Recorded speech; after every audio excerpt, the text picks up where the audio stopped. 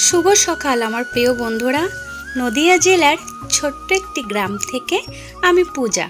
তোমরা কে কোথায় থেকে আমার ভিডিওটা দেখছো অবশ্যই কিন্তু কমেন্টে জানিও। আর তোমরা সকলে কেমন আছো? আশা করছি যে যেখানে আছো সকলে ভালো আছো, সুস্থ আছো। নতুন আরেকটি ব্লগে তোমাদেরকে সাথে নিয়ে শুরু করলাম আজকের দিনটি। তো চলো ভিডিওটা এখান থেকে স্টার্ট করা যাক। আর হ্যাঁ, আমার বন্ধুদের কাছে আমার অনুরোধ রইল আমার ব্লগটি স্কিপ না করে পুরোটা দেখার। আচ্ছা, সবাই বলে সংসার সুখী হয় রমণীর গুণে। এই কথাটা পুরোপুরি কি সত্যি বলো? একটা সংসার সুখে রাখতে গেলে কিন্তু পুরুষেরও গুণ থাকতে হয়, শুধুমাত্র রমণীর গুণ থাকলে হয় না। ওই যে বলে না, শ্বশুরবাড়িতে সবাই যদি খারাপও হয় কিন্তু স্বামী যদি ভালো থাকে, ভালো হয়, সব সময় পাশে থাকে, তাহলে কিন্তু মেয়েরা টিকে থাকতে পারে, তাই না? আর স্বামী যদি মাতাল হয়, চরিত্র খারাপ হয়, অথবা ভালোই না হয়, সে সংসারে একা রমণীর গুণ কি কাজ করবে বলো? তো একটা সংসার সুখে রাখার পেছনে স্বামী ও স্ত্রী দুজনেরই কিন্তু গুণ থাকা দরকার, তাই না? তো বন্ধুরা, অনেকটাই জ্ঞান দিয়ে ফেললাম, অনেকের জন্যই হয়তো এটা জ্ঞান। তো কথাগুলো সত্যি কতটা বাস্তব সেটা তোমরা কমেন্টে জানিও, আর এই কথাগুলো কেমন লেগেছে সেটাও কিন্তু কমেন্টে জানিও। তো যাই হোক, সকালে ঘরের সমস্ত কাজ কিন্তু কমপ্লিট করে এসেছি, এবার বাইরের কাজগুলো করব। আর কি বলো তো, আজকে না দুদিন ধরে জল আসছে না, তো ভাবলাম জল আসবে আসবে, তাই সকাল থেকে বসেছিলাম যে জল আসলে বাসনগুলো ধোয়া হবে, বাট জল আসেনি। আর তোমরা তো জানোই আমাদের কল বা বাথরুম কিছুই নেই, যেহেতু আমরা পরের জায়গায় থাকি, তাই জল টেনে এনে এনে কিন্তু এই যে বাসনগুলো ধুয়ে নিলাম। বাসনগুলো ধুয়ে সোজা চলে গেছি বাজারে। আর আজকে ঘরে রান্না করার মতো তেমন কিছুই ছিল না, তাই একটু বাজার করে নিয়ে আসলাম। তো চলো একবারে ঘরে গিয়ে দেখাবো যে কি কি বাজার করেছি। এদিকে দেখো, আমি মোটামুটি দুদিনের বাজার করে নিয়ে এসেছি। 2-3 দিন আমাকে আর বাজারে যেতে হবে না। তো আলু, পটল, টমেটো, শসা, আর ওখানে দেখো কলমি শাক।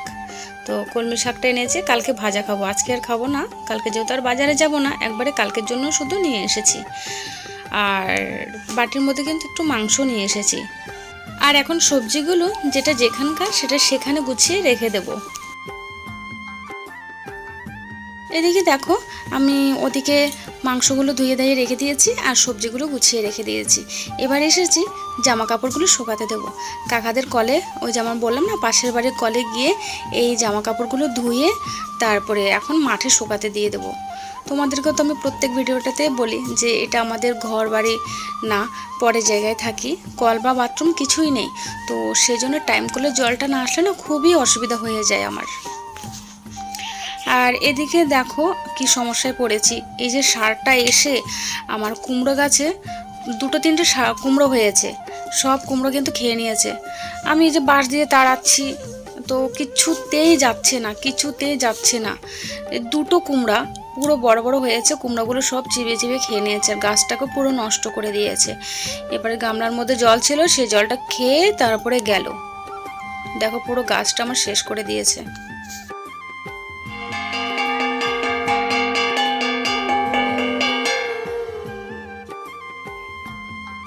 এদিকে মেয়ে আমার স্নান করে ঠাকুরের পুজোটা দিয়ে দিল।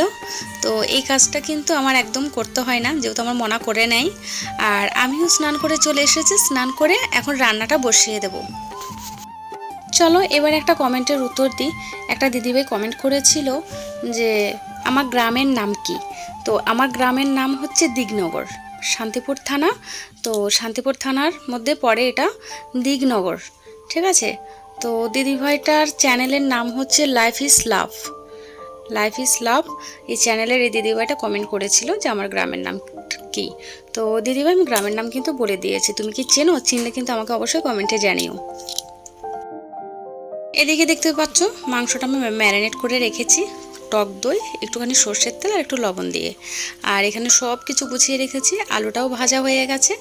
এবার আলুটা আমি তুলে নেব, তারপরে এক এক করে আমি মাংসটা রান্না করব। আর মশলাটাও পাটার মধ্যে বেটে নিয়েছি। যেহেতু কারেন্ট নেই, কারেন্ট থাকলে তো মিক্সারে করি। আর অল্প অল্প মশলা কিন্তু মিক্সারে করি না, পাটাতে বেটে নিই। আর যেহেতু পেঁয়াজটা আমি এভাবেই মানে মাংসের মধ্যে পেঁয়াজটা আমি এভাবেই দিই, মিক্স করি না, তো সেজন্য শুধুমাত্র একটুখানি রসুন আর আদা আর একটু গরম মশলা, তো এটা আমি বেটে নিই বেশিরভাগ। তো যাই হোক, আমি তেলের মধ্যে পেঁয়াজটা হালকা ব্রাউন করে ভেজে তার মধ্যে পেঁয়াজ, রসুন, আদা আর তোমার গরম মশলা সব একসাথে বেটে আমি দিয়ে দিলাম। এবার মশলাটা আমি ভালো করে ঢেকে ঢেকে কষিয়ে নিয়েছি। আর দেখো যে তেলটা উপর দিয়ে উঠে আসছে না, আর এতেই বোঝা যায় যে মশলাটা হয়ে গেছে। তারপরে চিকেনটা দিয়ে দেবো, ম্যারিনেট করার চিকেনটা। তো এই চিকেনটা আমি ভালো করে কষিয়ে নেব। আমি কিন্তু প্রত্যেকবারই তোমাদেরকে বলি, আমি যখনই চিকেন রান্না করি, যে চিকেনে কিন্তু আমরা ঝোল খাই না। যেটুকু জল বেরিয়ে যায় চিকেন থেকে রান্না কষানোর সময়, ওই জলটার মধ্যে দিয়ে আমি চিকেনটা ভালো করে কষিয়ে নিই। আর গ্যাসের আঁচটা কিন্তু কমিয়ে দিই, আঁচটা বাড়িয়ে দিলে চিকেনের ঝোলটা মানে শুকিয়ে যাবে, তো চিকেনটাও কাঁচা থেকে যাবে। যেহেতু চিকেন আমরা ঝোল খাই না, তো সেই জন্য গ্যাসের আঁচটা কমিয়ে দিয়ে রান্না করে। আর এতে আমার অনেকটা সময় লেগে যায় চিকেনটা রান্না করতে। তো যাই হোক, চিকেনটা দেখো কত সুন্দর কষা কষা হয়েছে। আর মা মেয়ে দুজনে কিন্তু ভাত খেয়ে নিয়েছি।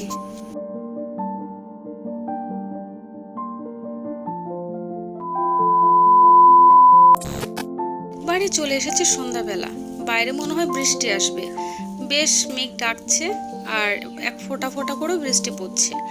তো দুপুরবেলা যে জামা কাপড়গুলো ধুয়ে দিয়েছিলাম সেগুলো কিন্তু মাঠে থেকে মনা এনে রেখেছিল। আমি কিন্তু বিকেলবেলা একটু সুমতির টাকা দিতে গেছিলাম আর অন্য জায়গায় আমার পিসির বাড়িতে, সেজন্য এগুলো গোছানো হয়নি। তো এগুলো এখন গুছিয়ে নেব জামা কাপড়গুলো। আর এদিকে দেখো অপর্ণা কিন্তু পড়তে বসে গেছে। ও একটু তাড়াতাড়ি আজকে পড়তে বসেছে, কারণ রাতের বেলা না ঝড় আসে কদিন ধরে, কারেন্টটা থাকে না। তো সেজন্য আজকে কিন্তু ও একা একাই বুদ্ধি করে তাড়াতাড়ি পড়তে বসে গেছে।